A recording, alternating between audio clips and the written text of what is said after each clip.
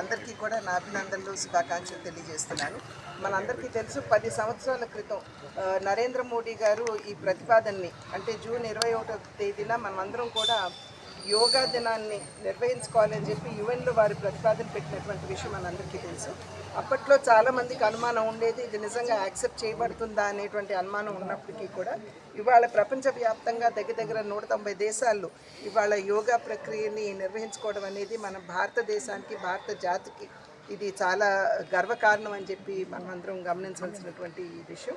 ఈ దేశాలు ముస్లిం దేశాలు కూడా ఉన్నాయి. వారు సైతం ఇవాళ జూన్ 21వ తేదీన వారందరూ కూడా యోగా దినాన్ని జరుపుకోవడం అనేది ఇది నిజంగా మనందరికీ చాలా ఆనందాన్ని కలిగించేటువంటి విషయం.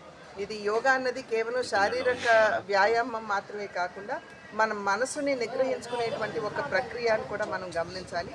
అదేవిధంగా ఉచ్ఛ్వాస నిశ్వాసాలతో సంబంధం ఉన్నటువంటి యోగా ప్రక్రియలో మన ఆరోగ్యాన్ని కూడా మనం సరి చేసుకునేటువంటి అవకాశం ఉంటుంది.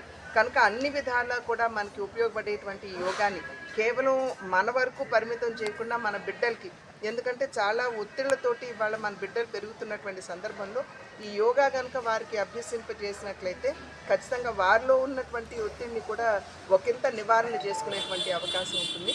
కనుక ఇంతటి గొప్పటి ప్రక్రియ ఏదైతే ఉందో యోగా, మన దేశంలో పుట్టినటువంటి ఈ ప్రక్రియని మనం అందరం గౌరవించుకుంటూ ముందుకు తీసుకుని వెళ్తూ భావితరాల వారికి కూడా అందించాలని చెప్పి అభ్యర్థిస్తున్నాం.